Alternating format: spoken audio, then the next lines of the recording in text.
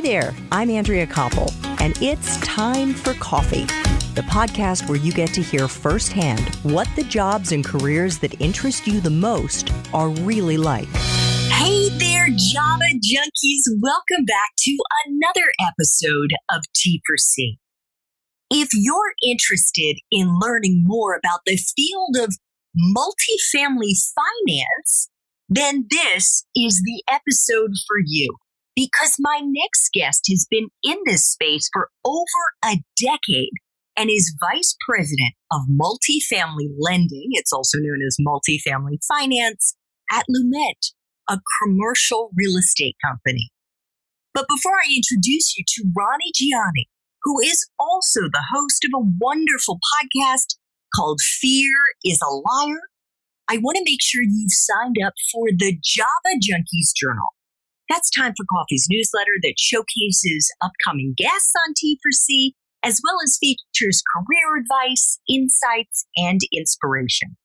Just head over to the Time for Coffee website at time4coffee.org, and the sign-up box is right there. Now, my Java lovers, please grab your mug and take a chug of your favorite caffeinated brew, because it's time for another caffeinated career conversation. And my guest is Ronnie Gyani, the Vice President of Multifamily Lending at Lument, where he has worked since January 2019. Prior to joining Lument, which was then known as Red Capital Group in New York City, Ronnie worked at Barron's Multifamily Capital, which is a Mass Mutual company, and his title there was Director of Multifamily Lending.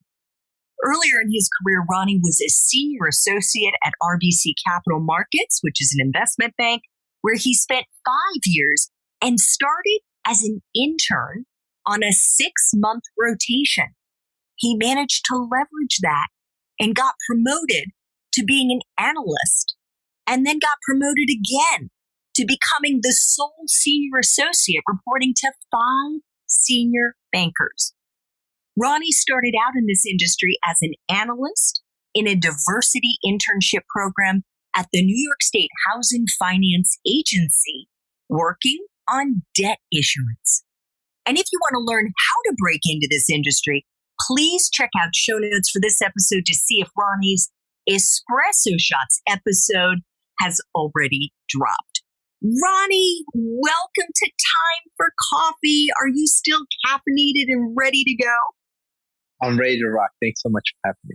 Oh, it's a pleasure. I'm just super excited because I know you have really a gift of being able to translate complex, wonky language into a really conversational story that resonates. And as the only one who has since heard this, since you and I just recorded the Espresso Shots episode, I think I'm a pretty good litmus test because the world of finance is Greek to me. So you succeeded with probably your toughest customer already, Ronnie. It's a great start. So I didn't, in this introduction, even get into all the investing and personal real estate brokering that you've done on the side beginning, I think in 2008. You are a super busy guy. But the truth is, you've always been busy.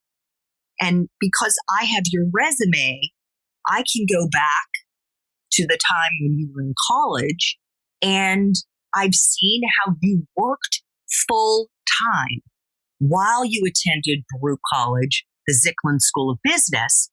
And I absolutely love, Ronnie, how your resume goes into detail about how you work 7 days a week while you were in school, juggling 3 jobs, and at various points attended summer school classes, and even managed to juggle an unpaid internship.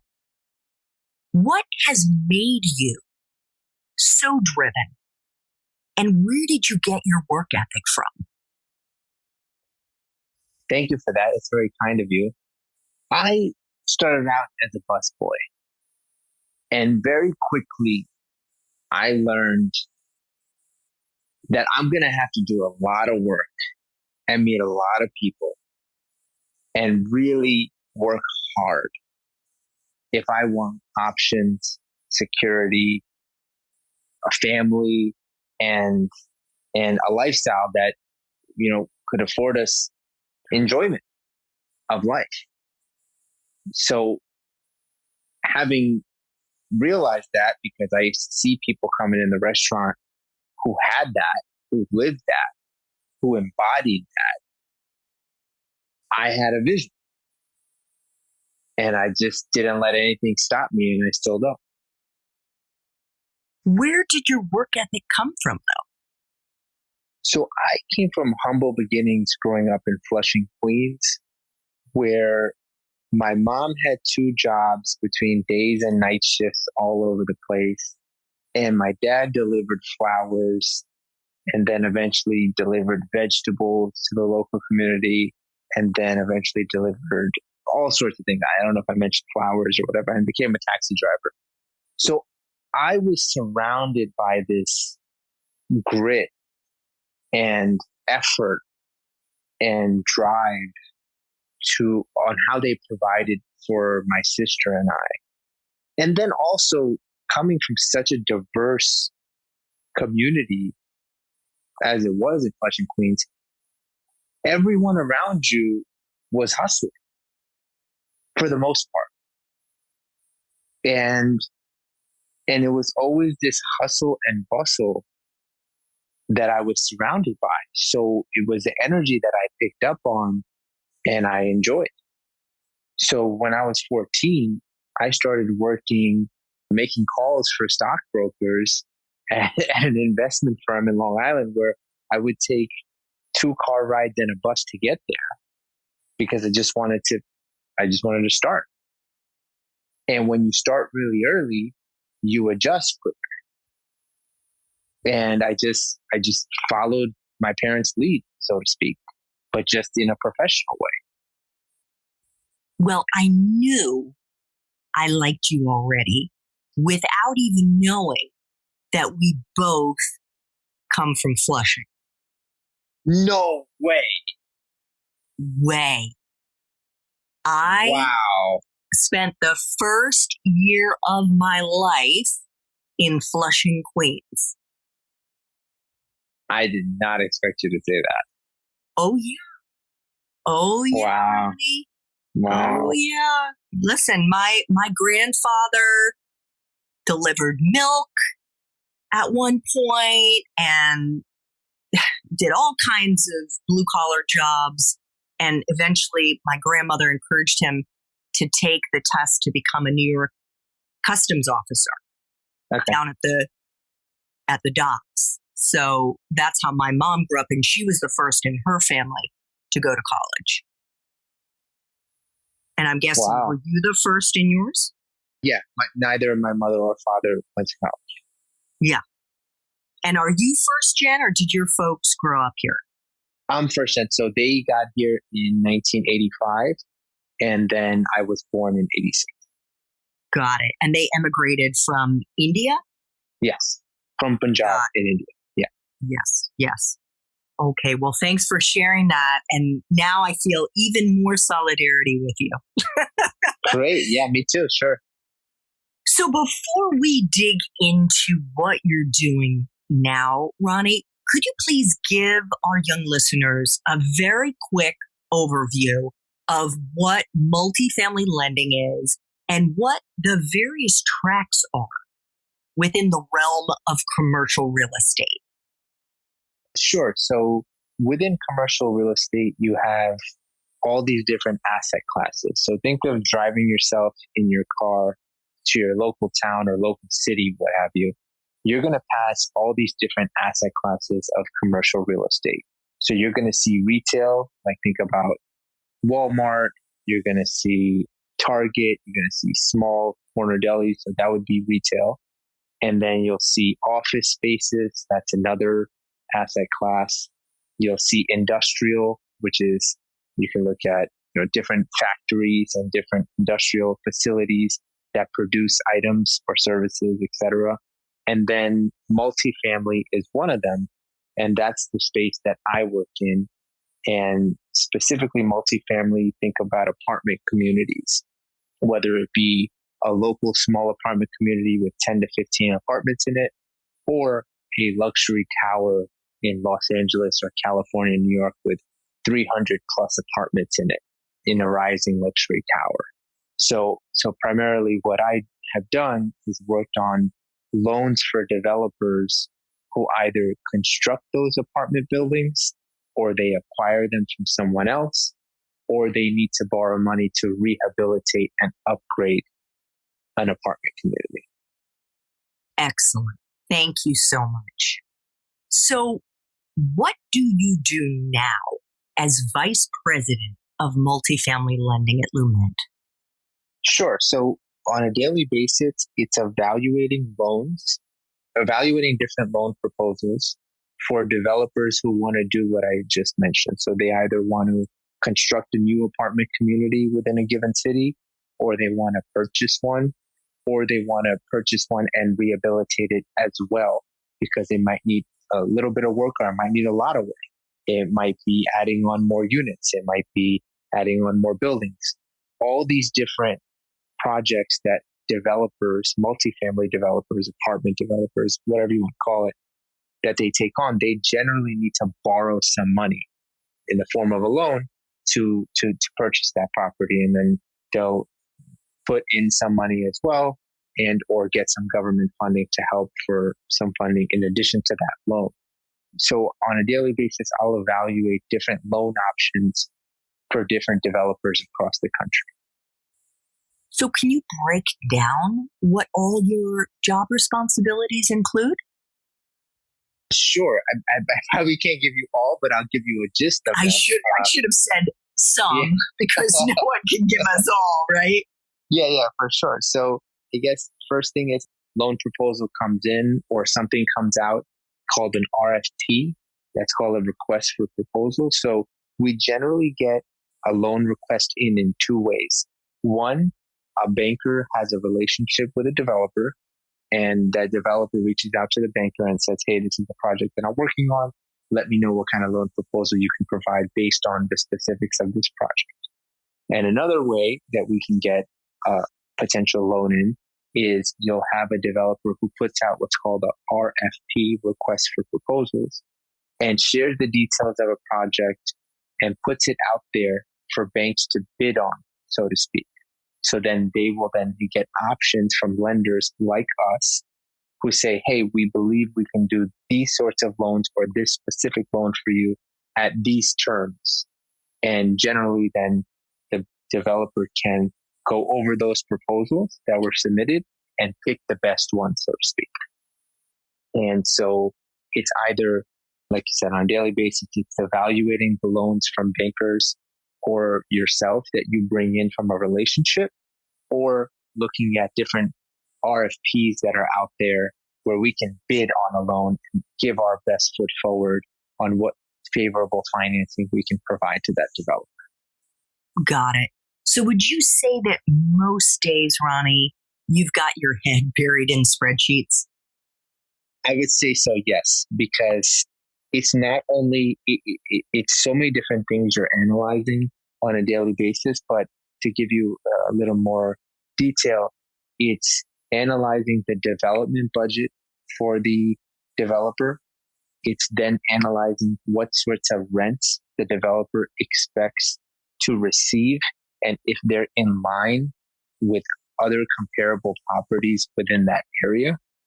And then it's also analyzing which loan products would that particular project fit in and where the current interest rates are and where the current favorable terms are for those sorts of products.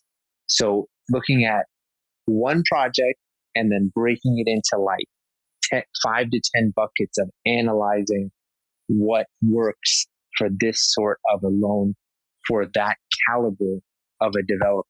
When I say caliber of a developer, I mean, do they own 500 apartments right now or do they own 10,000? within their portfolio. Okay. So prior to working at Lument, you spent 3 years at Barron's Multifamily Capital, which is a Mass Mutual company. And you'd actually been working at Acre Capital, which was acquired by Barron's Multifamily Capital. And at that point, your title was Director of Multifamily Lending. How is the role of a director different from being a vice president in terms of your responsibilities? So I would say that the role didn't really shift very differently. It's just each company decides to handle their titles differently. And so honestly, my duties and my roles and responsibilities didn't really change much. It's just how they went about using their titles. So I still analyzed multifamily loans on a daily basis, just as I do now, and made the effort to build relationships with developers directly so I could potentially bring in business myself. So that goes hand in hand with what I did at Barron's and what I'm doing now. Okay. I think that's such a great point, because especially when someone is starting out in the quote unquote real world, but frankly, throughout their career, especially if you're pivoting into different industries, you can get really thrown by job titles. And the really important thing for our listeners to take away from this is that job titles are made up by different companies. They just decide what job titles to use. So don't think it's you if you don't understand what it means. It's probably because that company is using some funky titles. And it's just a good idea to have a range of titles within a job function that you're searching for. Yes, and I will also say this for students and young professionals, is that I always had this notion that's a very traditional notion that I think society kind of builds around us, that you have to always work up the ranks, quote unquote, to go from analyst to associate to VP to director to managing director to senior managing director, and that you have to, quote unquote, put in your time to get there. And you have to work the 90-hour weeks and give your life to it. But what I learned, which is very, very simple and straightforward, is if you bring the most value, it doesn't matter how many years you work there. It doesn't matter if you were a director at a previous firm or the current firm. It doesn't matter if you're 3 years in versus 9 years in.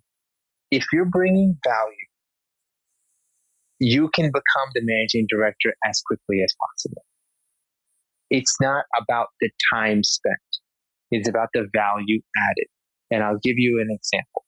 So right now I could be working on 5 loans for 5 senior bankers who all have relationships with different clients who came to them for that loan, right? Mm-hmm. If I figured out a way to, one way, shape, or form, go to networking events, make connections on LinkedIn, reach out to developers directly, find people who know developers that I know, and I brought in 10 deals over the next 365 days, I will get that managing director title, and everything I've done in the past is irrelevant. It's irrelevant. Where I worked, what title I had, what GPA I had, where I graduated from, whether I got that master's degree, whether I'm going for that master, all of that, believe it or not, in my view, it's irrelevant. It's the amount of business I'm bringing in that will then define my title. I'm with you. I'm totally with you. In fact, I would go so far as to say your GPA only matters if you want to go to grad school. And perhaps in your world, Ronnie, especially with an entry-level candidate, you care about GPA. But I would say most industries could care less. Absolutely. It's all about when you get your foot in the door, that you provide that value, not what your GPA was. Yeah. So before joining before joining Acre, You spent 5 years at RBC Capital Markets in investment banking. And I just love this. You totally crushed it. You worked your way up the ladder. You started as an intern with a 6-month internship. How did you leverage that internship to get hired as an analyst and then get promoted again to becoming the sole senior associate? What did you do as an intern, Ronnie? So I was graduating on or around the financial crisis. So it's probably one of the hardest times to get either even an internship, but let alone an analyst position at an investment bank. So this was 2009, just for our listeners. Yeah, it was really, really, really hard. Not only were there no jobs for the most part, but a lot of people who got jobs that I knew in my university were getting their offers rescinded, which means that they got the offer, they accepted it while being a junior in college, they're expecting to graduate, and they have this job lined up in an investment bank, earning a great salary, or expect to be, and they were getting letters saying your offer's been rescinded because we no longer have the need. So I must have got maybe, 45, 50, 60 rejections from these different various banks and different financial institutions, where either I applied for an internship and or an analyst position trying to come out of college. And it just wasn't working out, but I was still working at the restaurant, still bartending, still trying to figure out what's going to be next. And I found the New York State Housing Finance Agency, a governmental body. They had a diversity internship program where you literally earn like $20,000 a year, which, by all standards in finance, it's very low. Not to say it's low. I'm just saying by the standards of a career in finance or starting out in finance is probably, maybe 60 to 80% less than what you would expect. And it was you would do 6 months at the New York State Housing Finance Agency, and then they would place you 6 months with an investment banking partner. I read that in the fine print, whereas I feel most people just glossed over that opportunity. A, it's a New York State Housing Finance Agency, and then B, you're going to earn, $20,000 in a year, which after taxes you'll probably end up with, 13 or 14,000. And I said, well, this is not something I'm necessarily excited about, but I see through the silver lining here that I could potentially end up at an investment bank and one of the top investment banks. So I went on LinkedIn. This LinkedIn was super early back then. I tried to figure out who had been in that program so I can make contact, make connections, ask questions, and best prepare.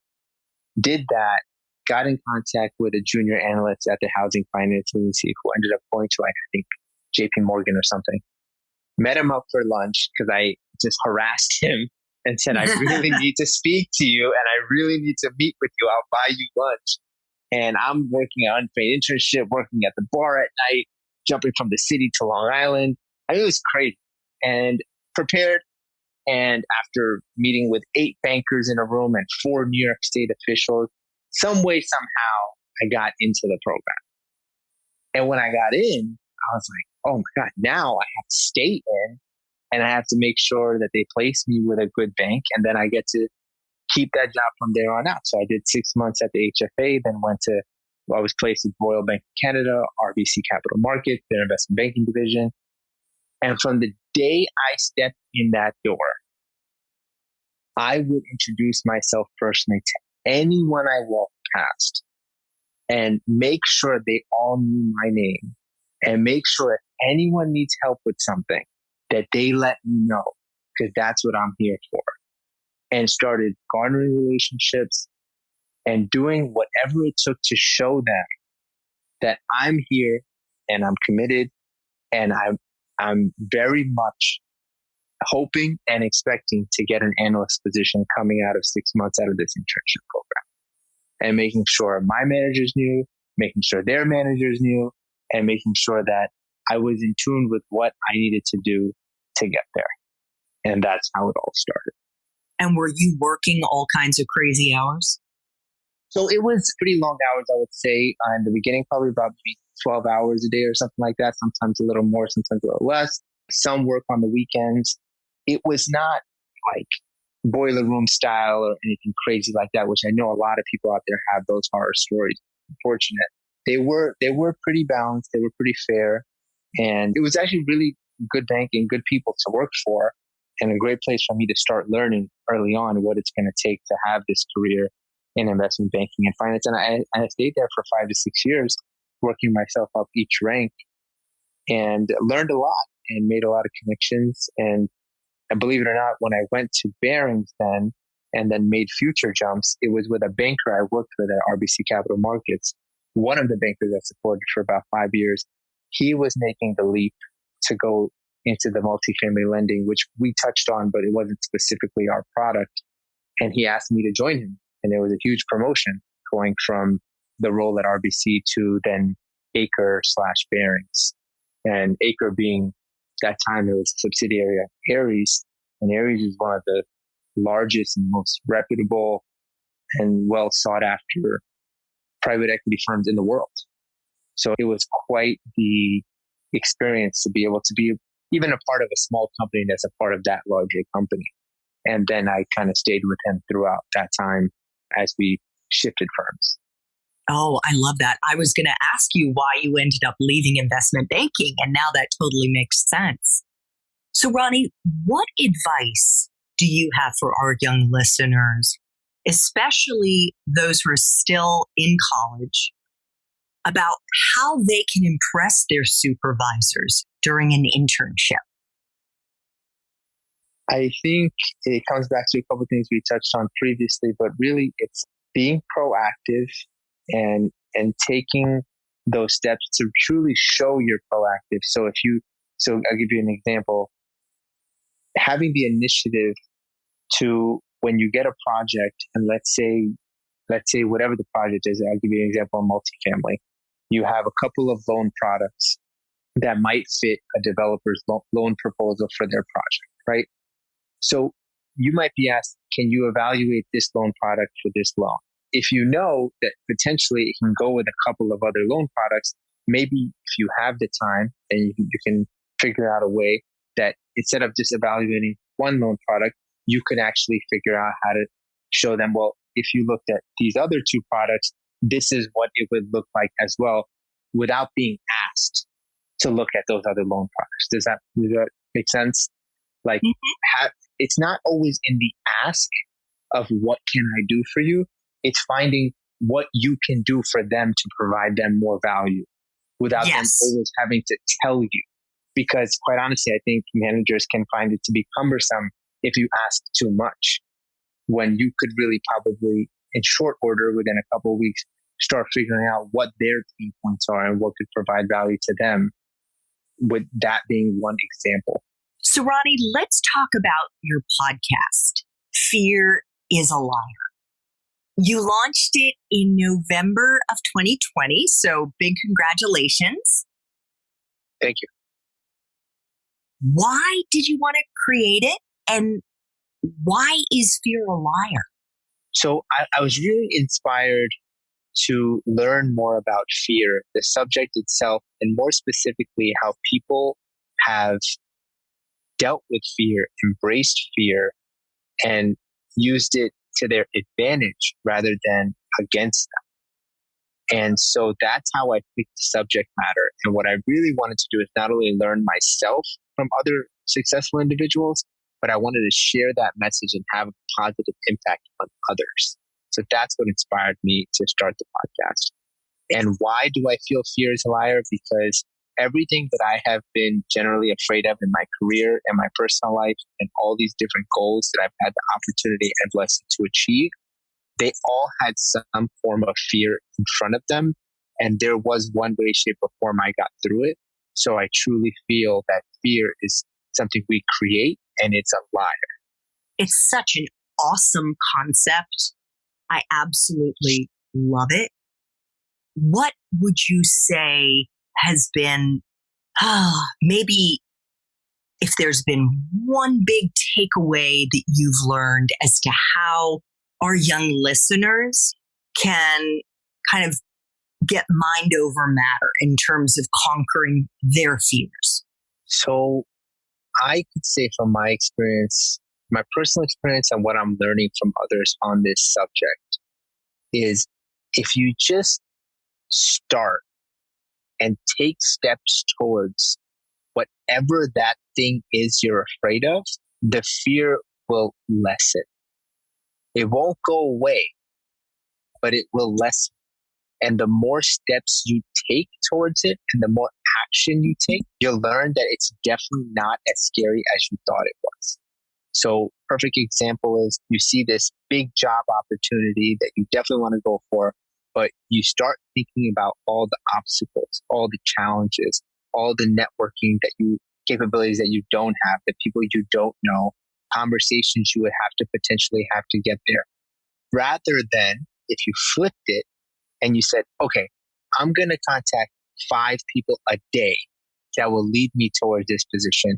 And I'm going to continue to research people and contacts that have touch points to this position that will potentially lead me to conversations to learn more about how I'm going to get there.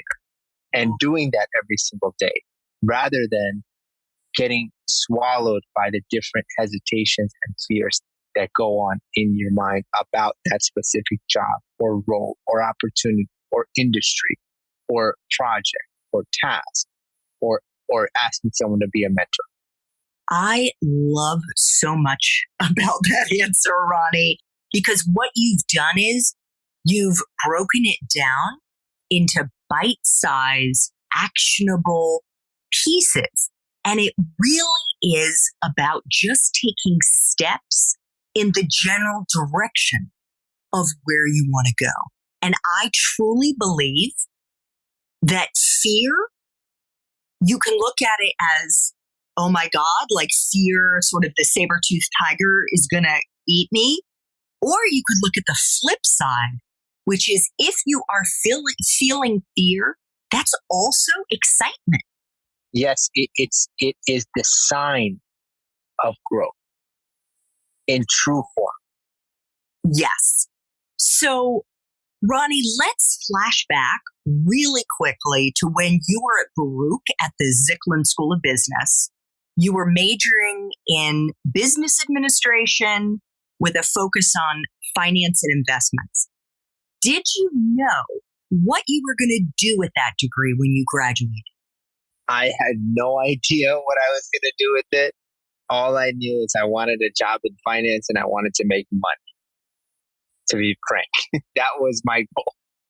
And I basically went to the Career Development Center and I soaked up the resources that they had, the counselors that they have, and just started making contacts with students who are getting internships, getting analyst positions to say, hey, can I just look at your resume? Can I just ask you a few questions of how you got there? Who did you use to get advice to make this resume? Do you mind if I maybe borrow the format of your resume? Do you mind if I speak to someone you're working with at your internship? So it's just constantly asking. And the more you ask, the more you're going to get. And it's not always going to come quickly. How long did it take you before you got that first internship? So actually, what you seeks you, and it mostly doesn't come in the form you expect it. So I was hustling at 11 p.m. at the bar when I was still a busboy at that time and working myself to becoming a server. And I had met this gentleman who would come late at night with his wife from the city to their summer home or something like that out in the Hamptons and always stop by to eat with us at the bar. And I always helped him get a table. I always helped him get seats, drinks, etc. And he took a liking to me, and I had no motive or anything within that. And within a month or two, he asked me, hey, so Ronnie, what are you doing with your life? And I said, well, what do you mean? I'm working hard at the bar. He goes, no, I mean outside of this. And I said, well, I'm actually going to school full time while doing this at Baruch College. And I'm looking to get an internship in finance right now. And it's so hard. I mean, I've even applied to unpaid internships and I can't get them. And he said, call me on Monday and speak to, her name was Janice. I'll never forget. And I called Janice and she said, hey, so your unpaid internship starts at Penn Plaza on June 15th, whatever year that was. And I was like, what? She goes, yeah, start on June 15th. Send me a copy of your ID. And that's how my unpaid internship started. Not the connections I made, not the people I was asking, none of that stuff.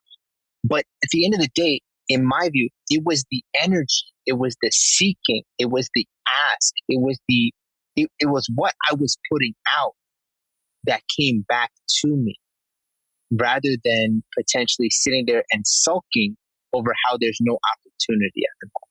So we not only have Flushing Queens in common, Ronnie, we also have a deep belief in the power of positivity. I am 1,000% in your corner.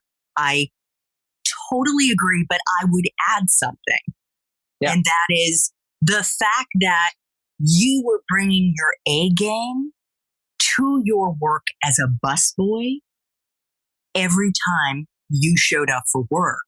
And you so impressed this man that he wanted to learn more about you. I believe so. Because we had never, we had always said hello. We always had the general formalities, but we had never touched on what I was doing outside of that one conversation after he had maybe met me 5 or 6 times. What you put out there gets noticed. It doesn't always get noticed right away, but over time it does. And so where was that unpaid internship that you got? It was at Citibank, and it was in their wealth management division in Penn Plaza. And I just couldn't tell you how excited I was, not only just for the opportunity, but how this all played out, in that I was doing 2 to 3 jobs and going to school and doing this internship. And it just so happened the office was at Penn Plaza, 34th Street in Manhattan, 7th Avenue, right beside Madison Square Garden. And the location couldn't be better for me to keep up and keep that internship while also working the bar and also going to school and also being a bartender on the Long Island Railroad, because it was such a central location for me to go and pop in and do my internship and then also hop out to brew, hop out to the bar, and then literally go downstairs, hop on the train, take it to Jamaica Station, and work on Fridays on the Cannonball line, where I served individuals going to their summer homes in the Hamptons every Friday for that summer that I did that. I don't know how it all interconnected so well, but if that location wasn't where it was, there's no way I could have done all of it. I totally have chills. I mean, it's just incredible. I just don't know. I just kept going. I didn't think about what was really happening. I just kept going. And then it led to that housing finance agency internship program. And then that led to RBC. And I just started realizing the more I put myself out there, the more I work hard, the more I build relationships, the more I take those steps, take that action. Because like you said, that positivity is key, but that positivity without action, it doesn't have enough force to get you where you want to go.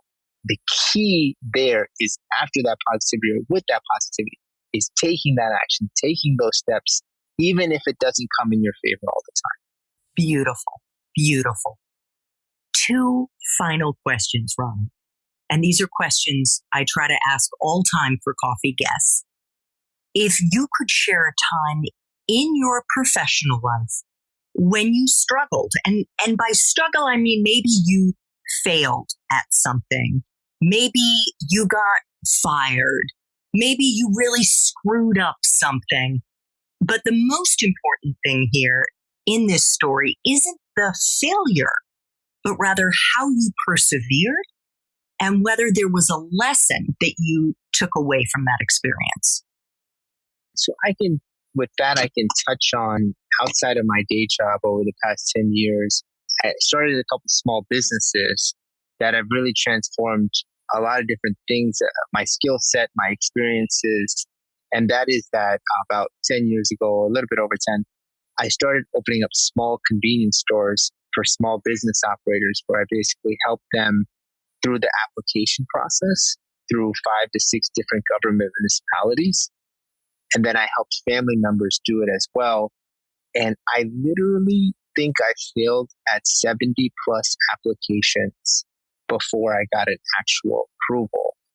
And I remember after failing at maybe 40 to 50 applications, I was so discouraged. I was so beat up. I was so annoyed until one day a light bulb went off and I said, you know, what I learned that didn't work in those 40, 50, 60 applications thus far is knowledge that is now gold going forward. Should I pursue this business for myself, for my family, and for others? And I started writing down and jotting down each failure notice I received, what the reasoning was. And that became my bank of knowledge that I was planning on cashing in on in the future. And I did in some way, shape, or form. I've either been a seed investor or partner or advisor or representative for maybe, 20 to 30 to 50 locations now, of which 12 I've played a key role in now that are all located across Manhattan, Queens, and Brooklyn. And what was the big takeaway, the lesson? The lesson was that I wasn't failing. I was learning. It wasn't working yet. Those were the lessons. Oh my God. When I was a journalist, Ronnie, in my first career, that would have been like the money soundbite right there. That would have been like, oh my God, that's the little bells in my head are going off. Amazing, amazing advice. Final question. If you could go back to Baruch and do it all over again, but based on the wisdom you have now, what advice would you give yourself? I would say take on more you can handle. That's such a lot coming from the guy who was working full time 7 days a week while he was in school. Yeah, even though I did that, I feel like now when you like having the blessing and opportunity to have a family, children, wife, a home. I mean, I'm just so blessed beyond belief. I have more than I deserve. And I truly feel that. And I go through my gratitude daily and try to remind myself to ground myself. And I still feel that when you have your youth, you have your health, you have your energy, there is literally nothing that can stop you. Literally nothing if you put your mind to it. And even as you grow, but life's responsibilities make it more challenging, where there is more limited time. There is still other limits that will get in your way that you don't have in your, let's say, teenage years or 20s or even early 30s. So even though I was doing all that, I still feel I would tell myself, take on more, you can handle it, because I truly feel we all can if we choose to take that route. What incredible insights. I recently dropped an episode, actually the whole episode and then smaller clips, with a guest who is an expert on speed reading and optimizing your brain. And when he was a kid, was known as the kid with the broken brain, and he couldn't read and couldn't learn. And he ended up fixing his brain. And he said, if you just save 1 hour a day times 365 for the number of days in the year, that adds up to 9 weeks. 9 weeks if you're looking at a 40-hour week. Just saving 1 hour a day. Ronnie is the host of the Fear is a Liar podcast. You can find him at RonnieGyani.com. That's Ronnie, RONNIE, GYANI.